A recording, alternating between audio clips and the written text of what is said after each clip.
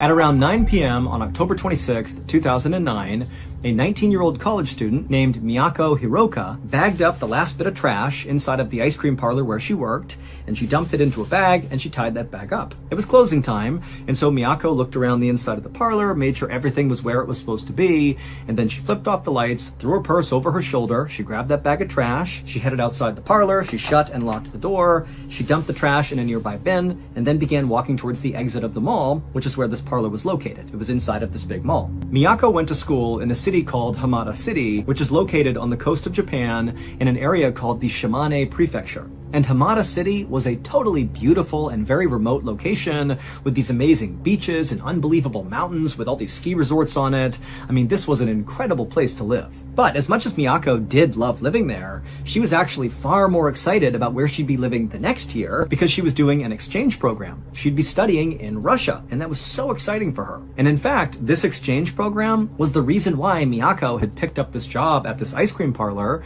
because she came from a family that was not poor by any means, but they didn't have a lot of extra income, and Miyako felt strongly that she really wanted to pay her way to go do this big Russian exchange program because it wasn't cheap. And so she was picking up as many shifts as she could to save up money to pay her way. And so Miyako eventually reached the exit of this mall, and she stepped outside into the night, and then she had a decision she needed to make, and she needed to make this decision every night after work. There were two ways that she could get back to her dorm, which was located about a mile away.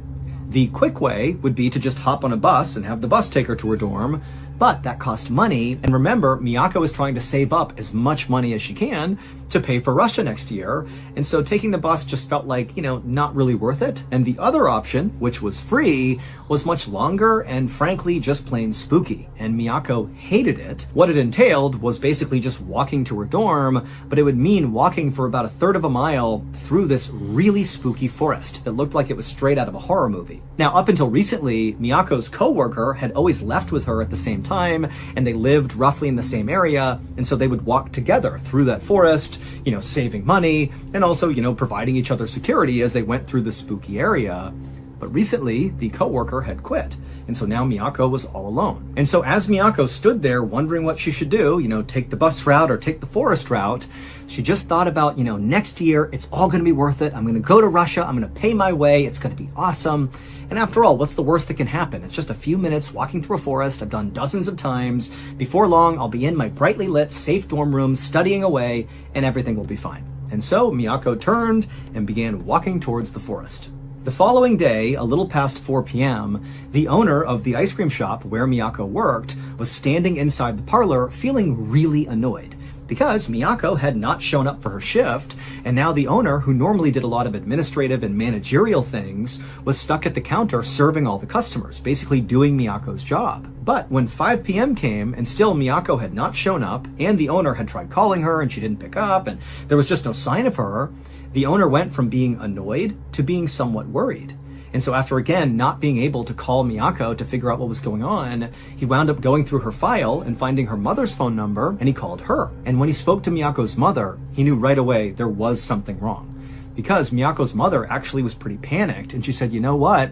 Last night when Miyako was coming home from work, she told me she would call me when she got to her dorm, but I never heard from her, and I haven't been able to get in touch with her since. And so after this conversation ended, Miyako's mother would call the police and report her daughter missing. And pretty much instantly, the police in Hamada City responded in force. I mean, they launched a huge investigation to go figure out what happened to Miyako. And really the reason behind that is because Hamada City is this unbelievable place, this secluded, safe place where things like this did not happen. And frankly, it scared everybody, and they wanted to deal with it as quickly as possible. And so what police did at first is they went and looked at security footage from the ice cream parlor where they knew she had been working on the night she went missing.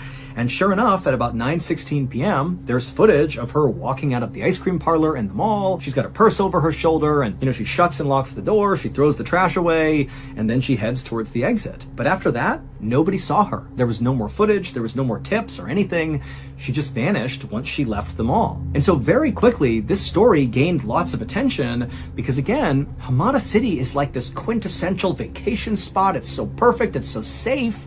And to have this girl just go missing, It was scandalous. And so it made the news all over Hamada City, and also people who lived in Hamada City were suddenly on edge at night. What's out there snatching people up? In fact, Miyako's college, during the few days following her disappearance, they set a curfew for all their students. Like, all their students had to be back in their dorms at a certain time to keep them safe. But again, despite the police really leaning into this case from the jump and putting all their manpower and all their resources into this, they really had no idea what happened to Miyako. Then, on November 6th, 2009, so 11 days after Miyako went missing, a man who was hunting for mushrooms up on this mountainside about 15 miles away from the ice cream parlor believed he spotted this beautiful mushroom sitting underneath a few fallen leaves. And so excited, the guy runs over and he begins moving away the leaves to grab this big meaty mushroom. But as soon as he grabbed the skin of this mushroom and began to pull, he stopped. And then he quickly turned and began sprinting back down the path that had brought him up here. And as he was running, he pulled his phone out and he saw he had no service, and he just kept on running and holding the phone up looking for service. And then finally, when he was about halfway down the mountain, he saw he had service in his phone and he called the police. And the second the dispatcher answered, this man began screaming,